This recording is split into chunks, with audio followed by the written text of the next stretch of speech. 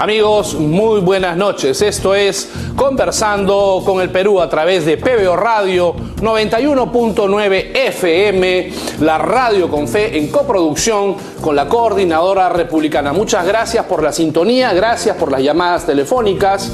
Este es el programa de oposición democrática del fin de semana. Justamente en estos días han habido varias denuncias que vamos a comentarlas con nuestro invitado del día de hoy, el doctor Juan Villarán. Él es abogado, él es analista político, con el cual vamos a conversar de estas cosas y por supuesto de la coyuntura nacional, que está bastante picante con el caso de Zoraida Ábalos y sus diplomados truchos y por supuesto nuestro deleite semanal. Las declaraciones del señor Pedro Castillo de que va a convocar a la OEA para luchar contra la corrupción. Pero antes de entrar con nuestro invitado especial, vámonos con un video desde Bogotá, Colombia, del Foro de Madrid. Como ustedes sabrán, Ángel Delgado y miembros de la Coordinadora Republicana están representando al Perú en ese país, en el Foro de Madrid, y han sido atacados por unos vándalos comunistas en la ciudad de Bogotá y con las cuales seguramente Ángel nos va a dar mayor explicación con este video. Vamos con el video. Estimados amigos, Alberto, qué gusto comunicarme contigo. Un saludo a todos los amigos que nos están escuchando de nuestro programa Conversando con el Perú.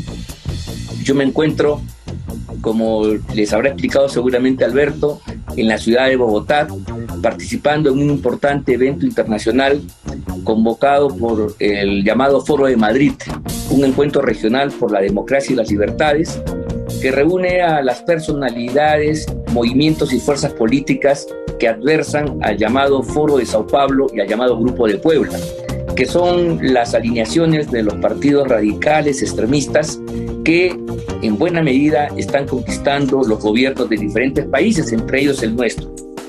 Bien, en Bogotá se ha llevado a cabo el primer día del evento, muy exitoso, con la participación de personalidades de gran fuste, con mucha sapiencia, que han contado sus experiencias correspondientes a los países que integran el llamado Foro de Madrid, y eso nos ha permitido tener una visión sobre el verdadero peligro que implica Sao Paulo y Puebla para la vigencia del sistema democrático. Además, hay que recordarles a todos ustedes que el día de ayer, el sábado, fuimos agredidos por una horda que llegó al lugar donde se llevaba a cabo la reunión, venció el control policial y arrojó un conjunto de piedras y otros elementos contundentes, destruyendo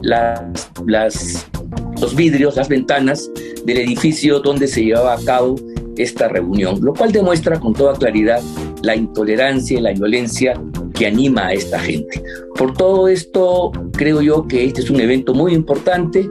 Estamos adquiriendo nosotros y la delegación peruana que ha asistido un conjunto de información, estamos cotejando nuestras experiencias mutuas y estamos seguros que vamos a salir de ellos fortalecidos, con más ganas, cuando regresemos a nuestra querida patria para seguir luchando por la libertad, por la democracia y por la afirmación de la República.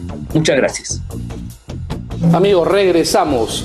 Hemos visto el video de Ángel Delgado, que está en Bogotá, Colombia, representando al Perú en el Congreso del Foro de Madrid. Y lamentablemente, estos grupos extremistas, violentistas, comunistas, asumiendo una posición absolutamente intolerante y fuera de lugar, han atacado el Hotel Radisson en Bogotá con piedras y con banderas, ¿no? Expresando, vuelvo a reiterar, una intolerancia única contra estos eventos que solamente demuestran que los grupos socialistas, comunistas, chavistas, progresistas, están solamente para hacer una oposición destructiva. Ni siquiera tienen el talante democrático de poder conversar o debatir o polemizar con ideas, sino muy por el contrario. Los destrozos que han causado en el Hotel Radisson en Bogotá son considerables. Y ahí hemos visto las imágenes. Bueno, esto es expresión popular que nosotros no debemos nunca estar de acuerdo. Estamos con Juan Villarán. Juan Villarán, abogado, analista político. Juan, qué gusto tenerte aquí en el programa. ¿Cómo has estado? Muy bien, Alberto. Te agradezco, como siempre, participar en tu programa. Programa valiente, uno de los pocos que puede decir unas cuantas verdades, ¿no? Sin ser censurado, a pesar de que hace poco PBO también un poquito le cortaron la señal. Ajá. ¿No? Entonces es muy importante que ustedes participen en eso. Mira, respecto a lo que estoy viendo en Colombia, Ajá. Me resaltan tres cositas. Sí. No sé si quieras pasar Por de frente. supuesto, Sí, dale, por ya, favor. mira. La primera de ellas es que es muy curioso que estaba sucediendo en Colombia una situación idéntica a la peruana, porque en todas las encuestas en Colombia, Gustavo Petro tan solo tiene el 20% de aceptación, 20%, pero se pone en una posición expectante a la presidencia de la República, porque el otro 80 o 70% de la población se encuentra dividida. Llámese el centro o la derecha, están divididos, ¿no? Y por eso es lo mismo que pasó acá. Más aún con la aparición de Ingrid Betancourt, ¿no? Que han venido a mover el panorama político colombiano. Sí, definitivamente. Bueno, Ingrid salió pues un poquito con los traumas del secuestro que tuvo por la FARC, ¿no? Pero esa es la situación que ocurre allá. Una minoría está gobernando en el Perú y en Colombia se está produciendo eso. Espero que los colombianos miren al costado del Perú, miren lo que ha pasado acá y se pongan pilas, porque realmente el país no puede entrar en un estado fallido. Sobre todo Colombia teniendo a Venezuela como expresión máxima de la podredumbre moral de un sistema que solamente trae destrucción y muerte, ¿no? Pero por supuesto, con 3 millones de venezolanos en Colombia que se lo repiten todos los días a los colombianos, ¿no? Entonces yo tengo confianza que eso se va a revertir, salvo que haya un fraude, ¿no? en el sistema electoral, donde lo hayan capturado como ha sido capturado el peruano, ¿no? Sí, claro. ¿Qué pasó con el uribismo en Colombia? ¿Está desgastado? No es que esté desgastado, sino que Uribe cumplió su ciclo. Él tiene una posición que yo no le llamaría de ninguna manera de extrema derecha, que simplemente es una posición responsable, de principio de respeto a la autoridad, algo que acá también idénticamente no lo tenemos, ¿no? Y es una posición expectante. Uribe puede dar una gran sorpresa nuevamente, nada le impide. Sí, claro. Yo creo que sí, los colombianos extrañan eso. Una parte de los escaños del Congreso han sido entregados al terrorismo, ¿no? Entonces, eso nunca va a regresar a una paz completa mientras no haya principio de autoridad. Claro que sí. Uribe está vigente. Está vigente y va a permanecer su partido, creo que es la unidad de Centro Democrático, ¿no? Como está vigente Trump en los Estados Unidos, y son ciclos simplemente, y la gente aprende de un ciclo al otro. Son olas que vienen sobre América Latina de vez en cuando, ¿no? Ahora está padeciendo Chile este problema. El de Chile sí es una cosa que yo no me explico, porque Chile era una economía pujante, con una constitución muy respetada, con unas fuerzas armadas y carabineros igualmente. ¿Qué pasó en Chile? Es una cosa inexplicable. Realmente creo que ha tenido que ver mucho con la falta de pantalones que tuvo el presidente Piñera, que no permitió controlar la situación como debía, y masacraron a los carabineros, y las Fuerzas Armadas lo pusieron contra la pared y le dijeron, mire, nosotros restituimos el orden, pero usted nos permite hacerlo y nos da la infraestructura que ya tenemos y que la podemos usar en caso de que seamos atacados. Pero han sido, Juan, dime tú, han sido también errores presidenciales en la conducción política. Por ejemplo, estábamos sufriendo en pandemia, ¿no? Una pandemia que prácticamente ha devastado la salud de América Latina y del mundo, y el presidente Piñera, justamente en ese tiempo, se le ocurre elevar el precio de los pasajes. Bueno, sean los motivos que sean, se pudo haber dado marcha atrás en todo caso. Igual pasó acá con Rutas de Lima. Acuérdate cuando quemaron las casetas de peaje, ahora van a subir el peaje esta semana. Increíble. Y no pasa nada, ¿no? Entonces, sí, efectivamente pudo haber sido un error táctico, un error que no estaba bien, a pesar de que podrían haber tenido derecho a subir el pasaje, pero pudo haberse tirado para atrás o haberlo postergado, lo que sea, mientras la ciudad se ordenaba. Pero no, bueno, decidieron seguir adelante y pasó lo que pasó. Eso es verdad. Bueno, retomando el panorama local, que es el que nos interesa. Pero sabes que hay una cosa más que quería retomar sobre el video de Ángel Delgado y las personas que están allá, que además son aquellas que han presentado la denuncia, que es lo que tú creo que es tratar después, de traición a la patria al presidente Castillo. Ese es el tema. Y yo iba a que Iberoamérica y España, que es parte de la Comunidad Europea, están despertando, y no necesariamente por los partidos de derecha. ¿Por qué? Porque en el Perú, cuando todo esto ocurrió, hubo una rapidísima aceptación de Estados Unidos y de los países de la Comunidad Europea en base a gestiones que hizo el canciller Alan Wagner, porque él era el que estaba a cargo de la política exterior, y Sagasti, obviamente, de acuerdo a la Constitución, es el que dirige la política exterior. Cierto. Y no se produjo ningún tipo de investigación, no se produjo ningún tipo de auditoría, ni pedido de auditoría a la OEA. Sí. Y aunque ya tenga 7 meses, continuará vigente hasta el fin de los días.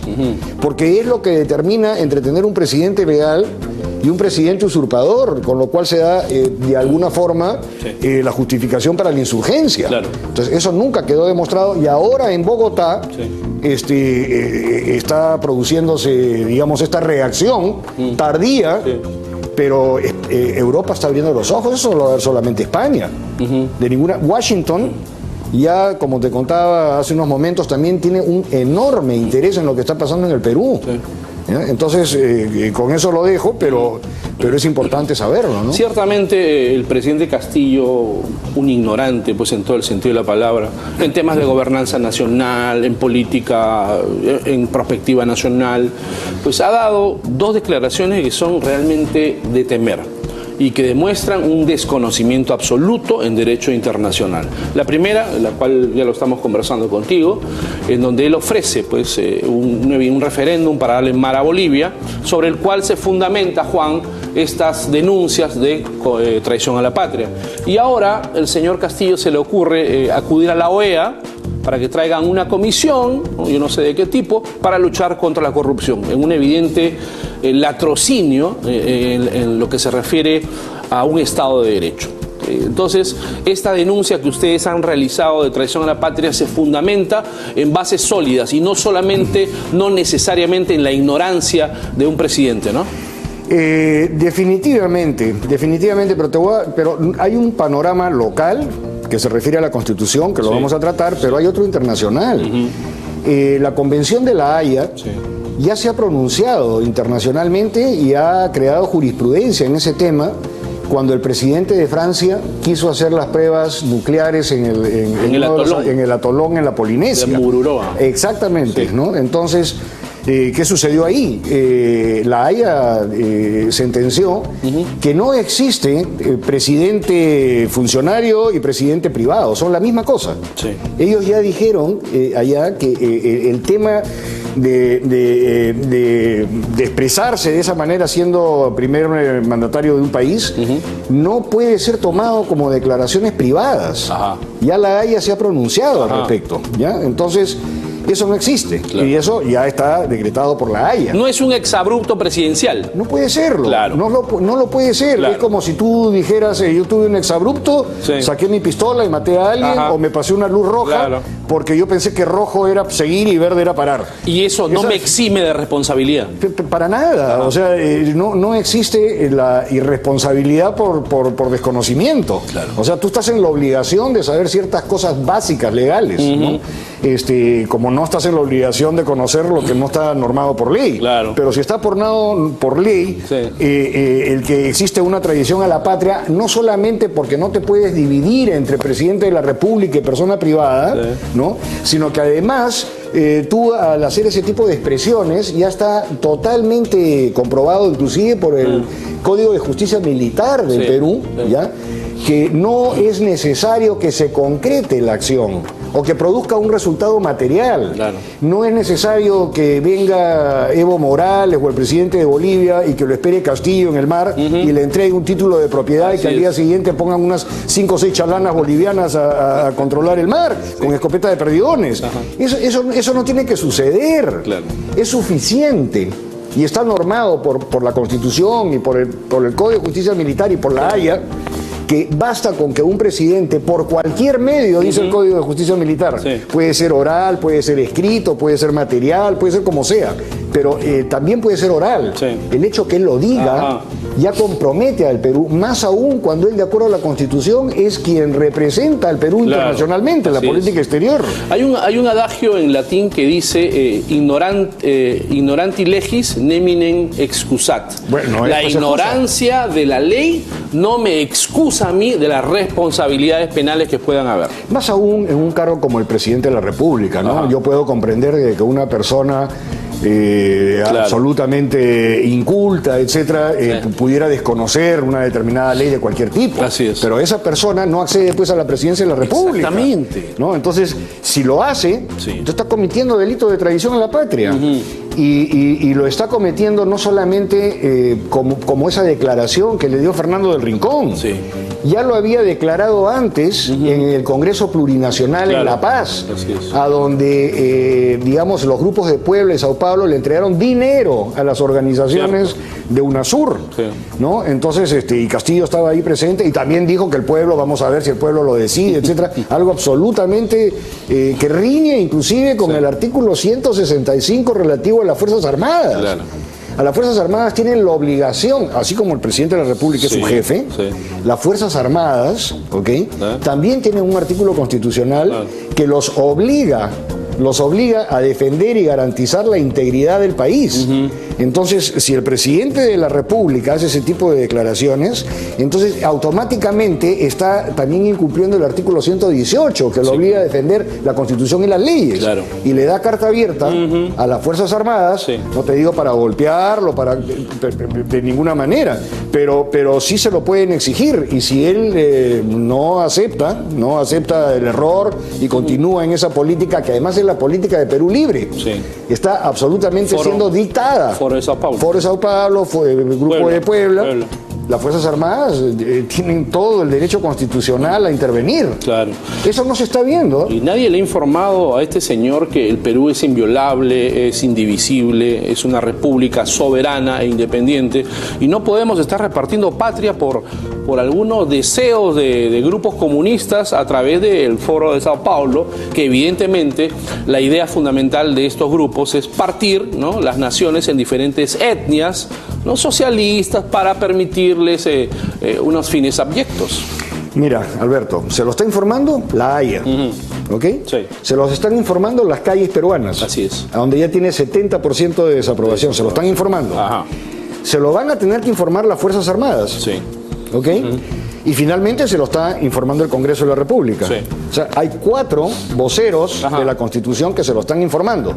Pero no se lo están informando para prevenir. Se lo están informando porque ya cometió el delito. Que es una gran diferencia. Ahora, sobre ese tema de traición a la patria que ha ingresado al Congreso. Claro que sí. Fíjate, hay todo, hace meses atrás hay una discusión sobre si Castillo debe ser vacado o no debe ser. Bueno, por razones obvias debe ser vacado, porque la situación del país está viviendo de vapores. Y esos vapores son la quema de los stocks en las mineras, no hay exploración, están regresando a las zonas liberadas del narcotráfico, los funcionarios que están nombrando tampoco van a permitir la inversión pública, ya no la privada. Movadef como prefectos. Movadef como prefectos por toda la República, que son los representantes de la presidencia de la República. Así es. ¿No? Entonces, toda esa situación se discutía mucho sobre los famosos 87 votos, porque Perú Libre también ingresó con una cantidad de escaños, más aquellos de la Gelatina Mendoza, ¿no? De la Gelatina Mendoza, que vamos a ponerle ese nombre, si te parece, porque ella en un momento lo apoyó a Pedro Pablo Kuczynski, que era la extrema derecha, ahora lo apoya a Castillo, que es la extrema izquierda, junto con Cerrón. Finalmente es una gelatina que no se sabe si cuaja o descuaja, ¿no? Entonces, Pero al margen de eso, se decía que se requerían 87 votos. ¿Quién requiere los 87 votos, Alberto? Los requiere el reglamento interno del Congreso. Eso es lo que requiere. O sea, no está en la Constitución la cantidad de votos. En la Constitución, el 117, ¿no? Definitivamente lo que te dicen es las razones para vacarlo, y el tema de traición a la incapacidad moral permanente. Incapacidad moral permanente, ¿no? Cerrar el Congreso, ausentarse del país. No convocar elecciones. Traición a la patria, no convocar elecciones. ¿Ya? Pero no dice cuántos votos se requieren para que eso se produzca. No lo dice. Entonces, ¿quién lo dice? Lo dice el reglamento interno del Congreso. Ahora bien, ¿qué cosa es el reglamento interno del Congreso? El reglamento interno del Congreso, ¿ya?, es una ley ordinaria, ¿ya? Y es una ley ordinaria por cuanto ya ha sido eso ratificado en el año 2007, ¿no?, donde eso se presentó y la ley fue ratificada en el Pleno de la República. Se hizo una consulta, creo, al Tribunal Constitucional. El Tribunal Constitucional, acá tengo, emitió 2 fallos, 2 sentencias, que ya son jurisprudencia, y también validó que era una ley ordinaria. ¿Ya? Entonces, las leyes ordinarias se cambian con la mitad más 1 de los votos de los congresistas. Son 130. Para poderlo cambiar se reúnen 66 votos, ¿no? Y te cambian el reglamento interno del Congreso. Y ahí simplemente te pueden decir que para la vacancia o para cuestiones como la traición a la patria no son 87 votos. 87 votos son para leyes especiales, ¿no? Por ejemplo, cambiar la Constitución. Acá no se está cambiando la Constitución. Se está cambiando la cantidad de votos necesaria para suspender, para vacar, etcétera, al presidente de la República. Eso es una ley orgánica, y las leyes orgánicas se aprueban con 66 votos. Está normado por el propio Congreso, está ratificado, tiene la categoría de ley ordinaria, y hay 2 sentencias del Tribunal Constitucional que también lo avalan. No, yo creo que la estrategia para salir de este esperpento que tenemos en el gobierno, y no te hablo de Castillo, te hablo de Castillo, de Dina Boluarte, te hablo de los prefectos, de los ministros impresentables que hay. No solo impresentables, que también han cometido traición, y que han, por ejemplo, Béjar y Bermejo, ambos investigados por terrorismo, ¿no? Y en el caso de Béjar ya sentenciado en su oportunidad, y digamos que Velasco lo dejó salir, ¿no? Ellos han tenido acceso a información privilegiada que por ley no puede estar en conocimiento de personas que tienen estos antecedentes. Y no porque sea una cuestión política, la ley lo dice claramente.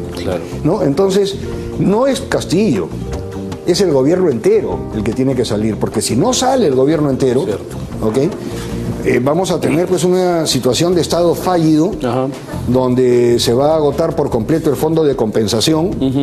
El pueblo no puede seguir viviendo de subvenciones. No estamos en piloto automático, Juan, estamos en un, negacionismo. En un avión que está a punto de estrellarse. Está en un avión que está a punto de estrellarse, que lo vemos todos los días y se ve en las calles, ¿no?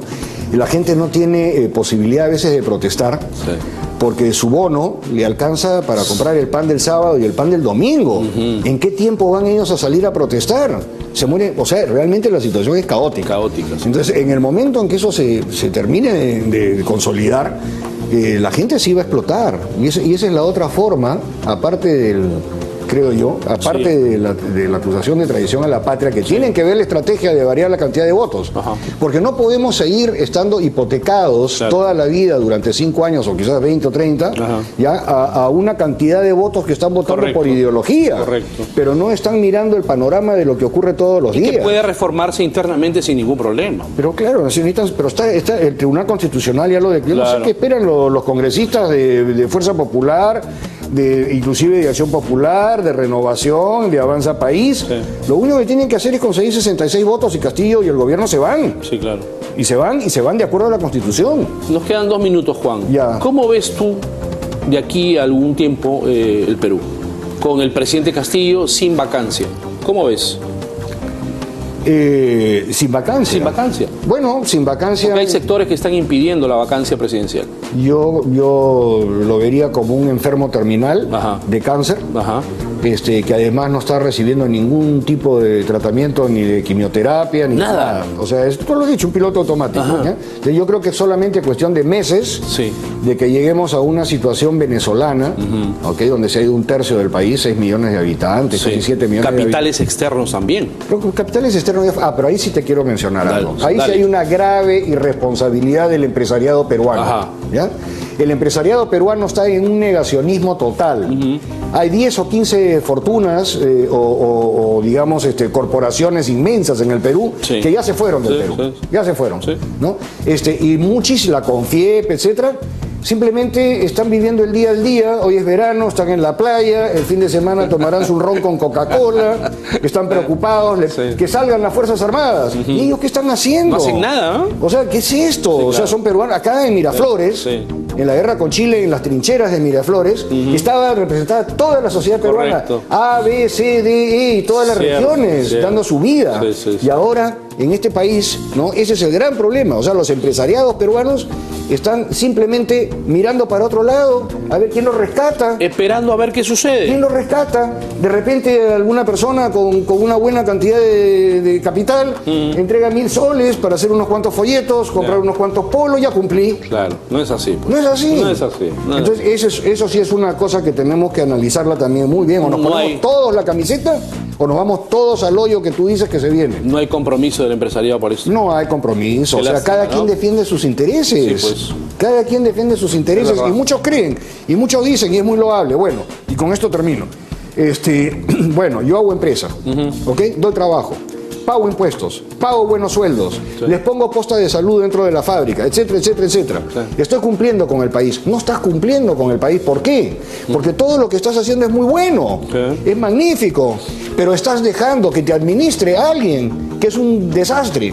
Entonces participa en la política, como es en Suiza, como es en cualquier otro país. Si tú realmente quieres que este país progrese y no te quieres ir simplemente a Estados Unidos o a España porque tienes la plata para hacerlo y estás pensando del país que te dio esa posibilidad de ser rico, de ganar dinero, defiéndelo acá porque acá está tu familia y tus hijos y no lo están haciendo, como no lo hace la prensa. La prensa también, ¿no? Sí, pues lamentablemente es lo que tenemos, ¿no? No es que me exalte, sino que realmente es una posición... Es una gran verdad. Platón decía que la no participación de la gente buena en política permite el ingreso de forajidos al Estado. Muchísimas gracias, querido Juan. Mi estimado Alberto. Te comprometo para una próxima oportunidad. Amigos, regresamos. Esto es Conversando con el Perú a través de PBO Radio. Volvemos.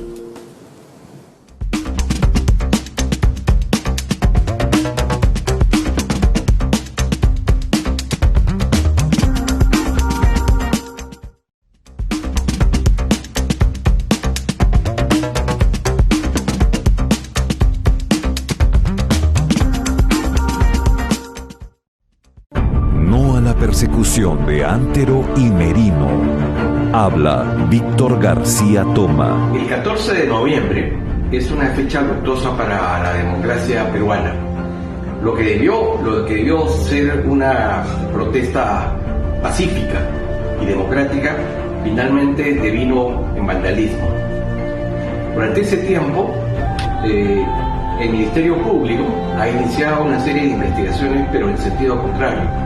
No se ha preguntado quiénes organizaron, quiénes instigaron, quiénes financiaron, quiénes fueron los responsables finalmente de este acto. El Ministerio Público, con ojos de pirata, cierra los ojos ante esa realidad y intenta trasladar la responsabilidad a tres ex funcionarios públicos, un presidente, el presidente del Consejo de Ministros y el ministro del Interior, personas intachables de reconocida trayectoria y reputación. Yo entiendo que este es un acto más de un ministerio público cautivo, fruto de un grupo de individuos inescrupulosos que a lo largo de este tiempo han traficado con la democracia y con la Constitución. Yo también me sumo a la campaña y digo no a la persecución.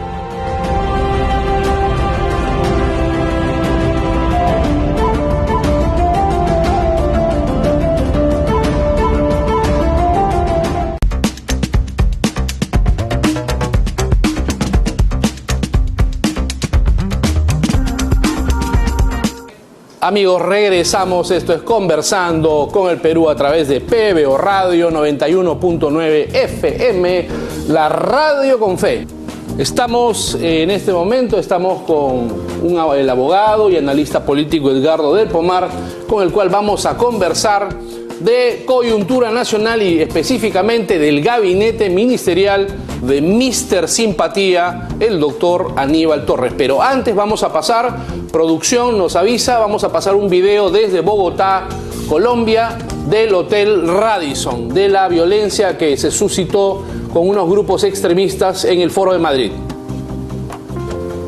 Vamos. Nos encontramos en Bogotá participando en el primer encuentro regional del Foro de Madrid por las democracias y las libertades en nuestra América. Este es un encuentro que reúne a un conjunto de personalidades y representantes de partidos democráticos y organizaciones que afirman la libertad en el continente. Y este evento, que se ha llevado a cabo con mucho éxito, se ha visto perturbado en horas de la mañana por la interrupción de grupos violentistas que con una intolerancia manifiesta quieren impedir su realización. Eso demuestra que en lugar de preferir el debate democrático de ideas, están por actitudes autoritarias que solamente conducen a la dictadura. Creo que este encuentro es una afirmación de la libertad de la democracia en el continente y debe desarrollarse a pesar de la intimidación de los vándalos que desde banderas radicales, neocomunistas y izquierdistas pretenden silenciar e impedir la expresión libre de nuestros pueblos. Gracias. Edgardo, buenas noches, ¿cómo estás? Buenas noches, Alberto. Encantado de estar contigo en tu programa. Muchas gracias, Edgardo. ¿Qué te parece estos actos violentos de estos grupos extremistas en Bogotá? Prácticamente han dejado semidestruido el Hotel Radisson, en donde se encontraba pues una delegación del Perú participando en el Foro Madrid, ¿no?, de las libertades democráticas, ¿no? ¿Qué te parece esto? Bueno, es parte de lo mismo, ¿no es cierto? O sea, es la costumbre y la actuación histórica de los comunistas en el mundo. O sea, el lenguaje de los comunistas es la violencia. No nos olvidemos que los comunistas en los gobiernos de varios países son los que han asesinado más personas en el mundo, ¿no? Más de 150 millones de personas asesinadas, y eso es lo que no quieren que nosotros difundamos los comunistas en el Perú. Pero son una ideología perversa, asesina, violentista, ¿no? De manera que nosotros tenemos que repudiar esos actos que han ocurrido en el Hotel Radisson en Bogotá, en Colombia, justamente con el objetivo fallido de interrumpir o pretender suspender este Foro de Madrid, en el cual están reunidos y convocados todos los demócratas de América y de España.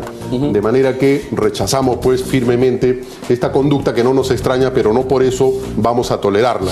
Y yo creo que en el Perú estamos próximos ya a entrar a una etapa justamente de gran violencia, y tenemos que estar preparados para combatirla y derrotarla, por supuesto, ¿no? Claro que sí, yo concuerdo totalmente con lo que has dicho, Edgardo. Y es más, se comenta también aquí en predios nacionales, los comunistas siempre han sido violentistas por naturaleza. Lo que has dicho es verdad, ¿no? Stalin pues asesinó pues a millones de personas en su país, y el comunismo en esencia solamente es la justa distribución de la pobreza, ¿no?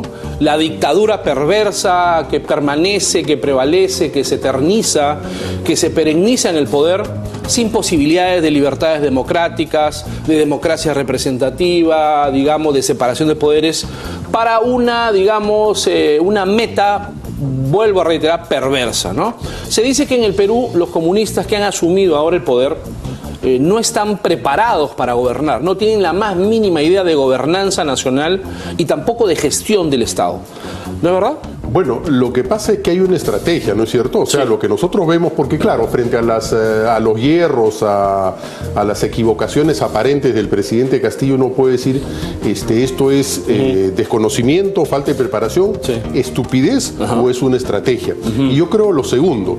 Yo creo que bajo ese rostro y esa apariencia de tonto, el presidente esconde justamente una disciplina dentro de los objetivos del marxismo y del Partido Comunista Perú Libre, ¿no es cierto? No nos olvidemos que Lenin señalaba, inspirado sobre la base de la filosofía hegeliana, que decía Hegel que la humanidad avanza dentro de una permanente contradicción, y en consecuencia Lenin lo que señala justamente dentro de esa filosofía que él va creando es que estas contradicciones en la sociedad hay que profundizarlas hasta que la sociedad estalle, y eso es lo que persiguen los comunistas en el Perú. Lo que están haciendo con estos gabinetes, entre comillas, erráticos, con esta falta de capacidad para el gobierno, es profundizar las contradicciones y obligarnos justamente a una contienda, a un enfrentamiento, para que la sociedad estalle, y en consecuencia ellos ya en este momento del gobierno seguramente podrían imponer sus posiciones de fuerza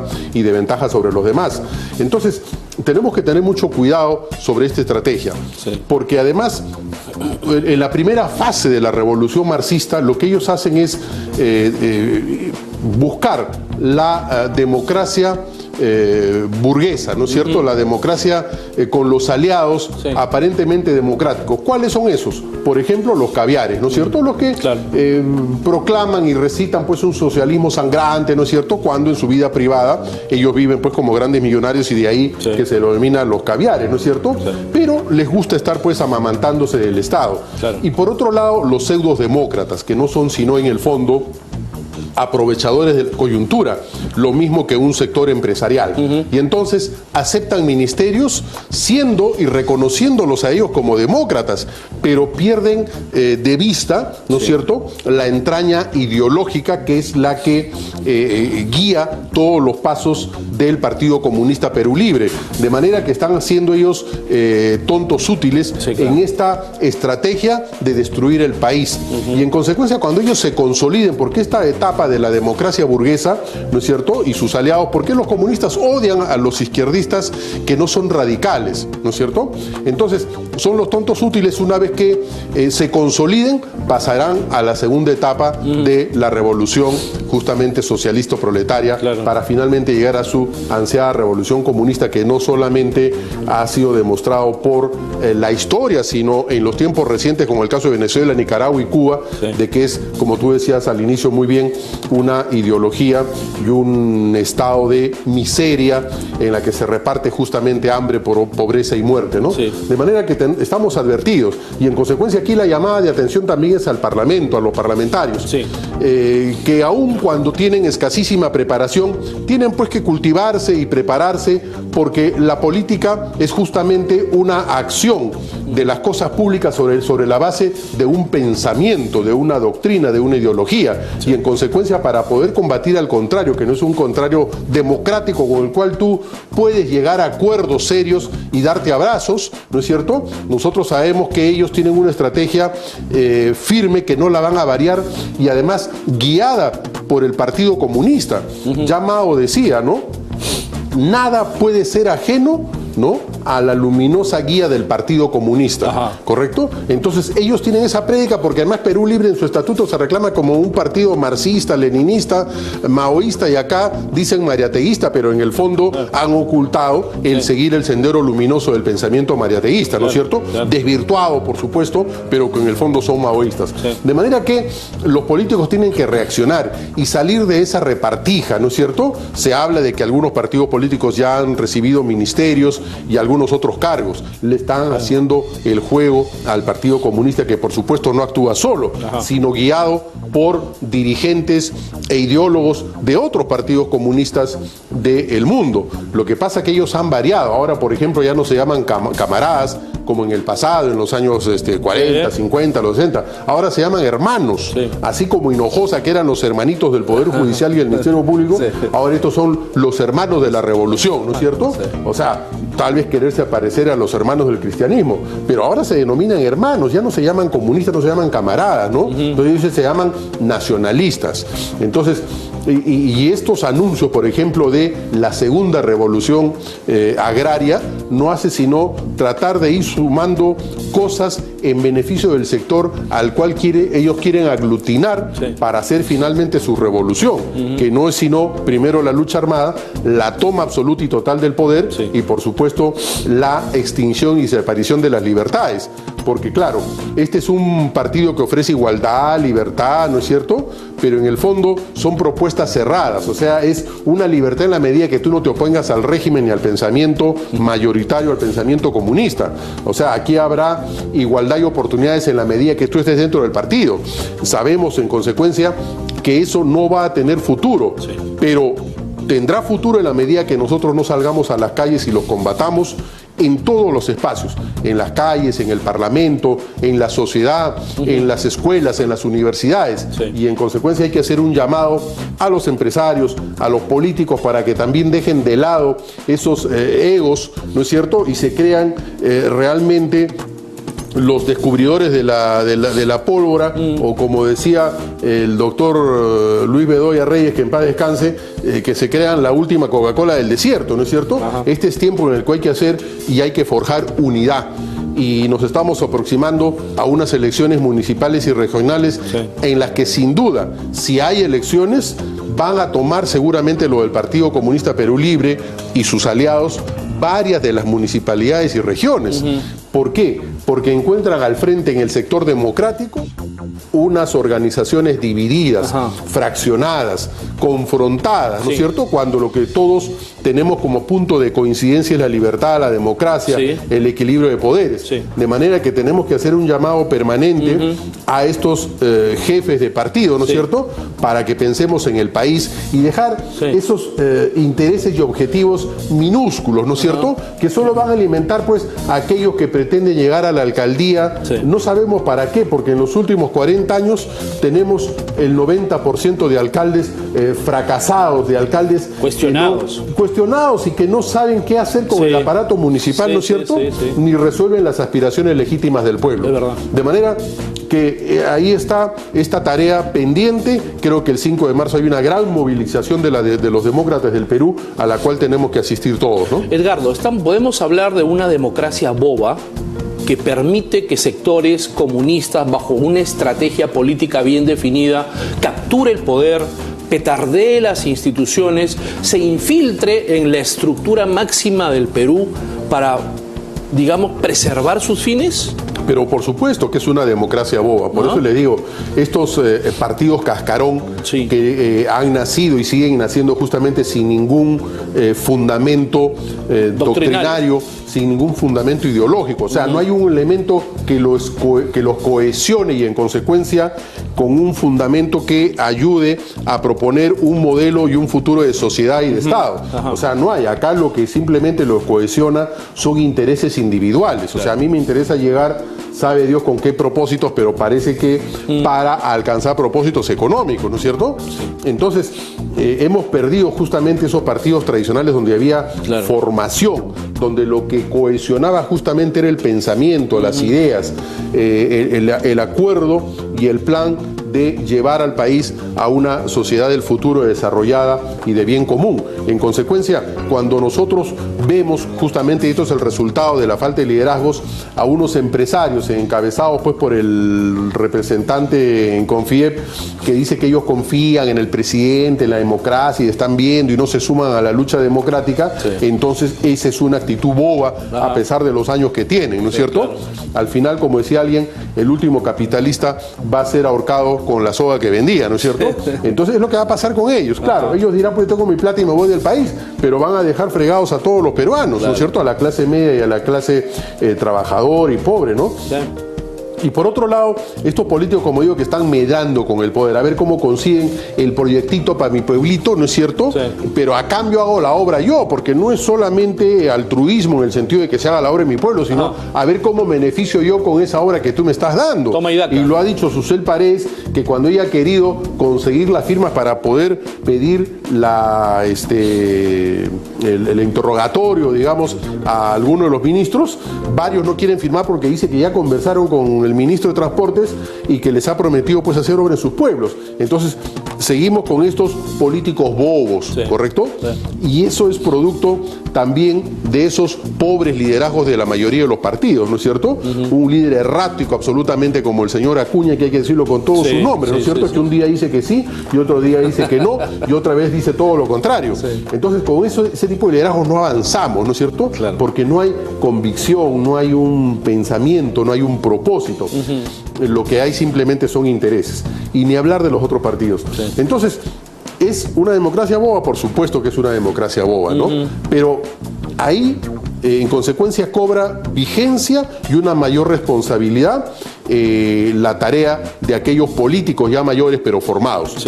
Porque la tarea no es solamente movilizarse, sino también hacer el trabajo de recuerdo de la historia, conocimiento de la historia, de formación de la juventud para que puedan participar en la política activamente y poder derrotar y vencer de una vez por todas a estos comunistas que solo van a traer desastre para el país. Sí, claro que sí. ¿Qué expectativas tienes, Edgardo, del nuevo gabinete ministerial presidido por el señor Torres? Torres es un tipo confrontativo, poco conciliador. ¿Cómo ves tú este gabinete? ¿Tiene futuro? Mira, no tiene futuro y a ellos no les interesa que tenga futuro, o sea, lo que les interesa es justamente la confrontación. O sea, si uno analiza a los 4 primeros ministros que ha elegido el señor Castillo, tenemos pues a un Bellido absolutamente confrontacional, ¿no es cierto? Entonces, ha cumplido su rol y trae luego a la señora Mirta Vázquez, una reconocida antiminera que por supuesto también hizo compromisos con organizaciones contrarias a los intereses del país para seguir dañando la economía del Perú. Entonces, confrontar al inversionista con la comunidad y con el desarrollo del país. Y luego trae a un tercero que es el señor Valer, ¿no es cierto? Sin ninguna capacidad ni formación cierta. Porque claro, pueden exhibir títulos, ¿no es cierto? Grados, pero en el fondo no tienen ninguna formación porque como estamos viendo en algún medio de comunicación, hay altos funcionarios que compran los títulos y los diplomados en cualquier lugar, ¿no es cierto? O sea, de manera que los 10 o 20 kilos de papeles que presentan no significan nada cuando los confrontamos con el reto de gobernar, de exponer ideas y de exponer propuestas de desarrollo y vemos que naufraga, ¿no? Entonces, 3 confrontacionales ahí y el cuarto es el señor Aníbal Torres, ¿no es cierto? O sea, es otro más. Una cosa es el Aníbal Torres abogado, ¿no? Y otra cosa es el Aníbal Torres político, pero obviamente ahí lo que sale, lo que emerge justamente pues esa raíz y esa entraña comunista malsana, ¿no es cierto? Entonces pechan al Parlamento, confrontan, amenazan. Eso es parte de la estrategia general del gobierno y caen en la trampa justamente los parlamentarios, porque no puede ser posible, pues aquí lo que estamos nosotros justamente defendiendo es el futuro del Perú y la democracia y la libertad. Entonces nosotros tenemos que ver a los de Perú Libre y a sus acólitos y asociados y socios como enemigos del Perú. Y tenemos que tratarlos como enemigos, no podemos abrazarnos con ellos, no le podemos dar tregua, no le podemos dar 1 milímetro de espacio para que puedan consolidar sus estrategias. Entonces, volvemos a lo mismo, una democracia boba con políticos bobos, con carencia de liderazgos en el empresariado, en la política, en los gremios, etcétera, etcétera. Pero tenemos que reaccionar y volver nuevamente al camino de la lucha democrática. Sí, claro. ¿Qué ha pasado con los partidos políticos tradicionales, ideologizados, con doctrina sólida, con una ideología clara, que en una época, Edgardo, tuvieron auge nacional, como el APRA, por ejemplo, como el Partido Popular Cristiano, pero con el paso del tiempo se difuminaron y no han logrado, lamentablemente, reverdecer viejos laureles? Líderes formados de esa época en el Parlamento, los parlamentos de los últimos 30 años, cayeron rendidos a la seducción o frente a la seducción de la opinión pública, manejada además por los caviares, ¿no es cierto? O sea, por un sector del comunismo perfumado. Entonces, y hemos visto cómo fueron cediendo posiciones, ¿ya? Y le iban cediendo justamente en algunos principios democráticos. Entonces, y por otro lado fueron desdibujando inclusive la ideología y hasta los principios de sus propios partidos. Y eso ha pasado en el APRA, ha pasado en el PPC, en Acción Popular, ¿no es cierto? Tratando un poco más de parecerse a los caviares y enarbolar las banderas de la izquierda. O sea, desdibujándose y no teniendo la firmeza de seguir defendiendo lo que fundamental y sustantivamente eran esos partidos políticos, de manera que vemos cómo han permitido con los votos de ellos mismos modificar las reglas de los partidos políticos, prohibir el financiamiento a las campañas por parte del empresariado, ¿no es cierto? Justamente para ponernos en el mismo nivel de la izquierda, la izquierda antiempresa, antieconomía y antilibertades. Y eso se ha logrado solo con los votos de los demócratas formados además, pero como dije, cayeron seducidos justamente con los resultados de las encuestas de popularidad, ¿no? Para no perder puntos frente a ese aplausómetro, entonces ellos iban cediendo. No de otra forma te explicas cómo un partido político como Fuerza Popular, con 70 y tantos parlamentarios, no pudo hacer la gran transformación que nosotros esperábamos en la legislación nacional y corregir tantas deficiencias que le están jugando en contra del sistema democrático. Entonces, espero yo que reaccionen esos líderes y esos dirigentes de partido para poder volver a las fuentes y no avergonzarse de lo que son. Sí. O sea, el que es socialdemócrata, pues que lo diga que es socialdemócrata, y el que es social cristiano, que lo diga sin ninguna vergüenza que es social cristiano, ¿no es cierto? Sí. No tiene por qué llevar a las Manuelas Ramos, Ajá, ni a las asociaciones de izquierda a los partidos a formar los nuevos cuadros. Eso es absolutamente repudiable y lo han hecho, ¿no? Entonces eso es lo que hay que rechazar y hay que volver a las fuentes. ¿Qué ha pasado con los liderazgos poderosos de antaño? Desde Fernando Belaúnde Terry, Víctor Raúl Ayala Torre, Luis Bedoya Reyes y muchísimos constitucionalistas que pasaron por el Congreso, Bobby Ramírez del Villar, excelencias, ¿no?, en el quehacer político nacional. ¿Qué ha sucedido para llegar de esa pléyade, ¿no?, de, digamos, potencias en política nacional para llegar a un Castillo, por ejemplo, o pocos meses atrás un Ollanta Humala? ¿Qué ha sucedido con ese liderazgo tan poderoso que tenía la política nacional? Es que los partidos empezaron en la década del 80 y los 90, pues Sí. justamente a deteriorarse. Ajá. Y Eso se sí. convirtieron justamente en partidos chicha. Sí. Ya no importaba el mensaje y las propuestas intrínsecamente, Ajá, ajá. sino la oferta electoral. A ver, ¿cómo te digo lo que tú aparentemente quieres escuchar Sí. para yo poder ganar tus votos? Claro. Y ahí es donde hemos perdido. Y ahí es donde los partidos se han desdibujado. Porque la gente sí entiende. No hay necesidad de mentir ni de cubrirse de ropajes que no son los propios para pretender ganarse el voto de los ciudadanos. Lo que pasó y pasa aún es que los partidos políticos perdieron su relación con la base social. Y entonces se ocuparon solamente de un proceso y un fenómeno electoral, ¿no es cierto? Fue lo fundamental para ellos.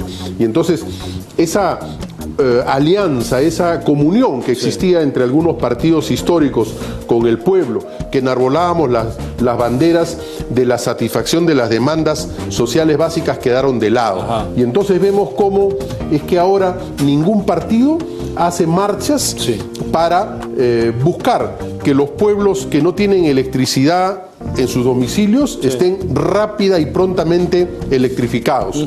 Tampoco luchan por la masificación del gas, ni por la colocación del agua y del desagüe, ni por el mejoramiento de la educación. Ellos están solamente mirándose el ombligo a ver cómo salen más veces en los medios de comunicación diciendo tonterías para que algunos, ¿no es cierto?, como faranduleros de la política, puedan conseguir el aplauso fácil y rápido de un sector de la población. Entonces, la tarea es volver a las fuentes y volver a encontrarnos con el pueblo, porque de eso se trata justamente, de poder canalizar las demandas para solucionar esas carencias históricas de la población y al mismo tiempo proponerle un Estado futuro de desarrollo, de igualdad y de bienestar para todos, claro que sí. ¿Correcto? Defendiendo la libertad, por supuesto, y el bien común. Claro que sí. Edgardo, muchísimas gracias. La conversa ha estado muy interesante. Se nos hace corto, lamentablemente, el tiempo en radio. Gracias y te comprometo para una próxima oportunidad. Muchas gracias, ¿Sí? Alberto. Un gusto estar contigo. Muchas gracias. Ha sido Edgardo de Pomar, abogado y analista político. Amigos, muchísimas gracias por la sintonía. Esto ha sido Conversando con el Perú a través de PBO Radio 91.9 FM, la radio con fe. Mi nombre es Alberto Bayac. Un gran abrazo para ustedes.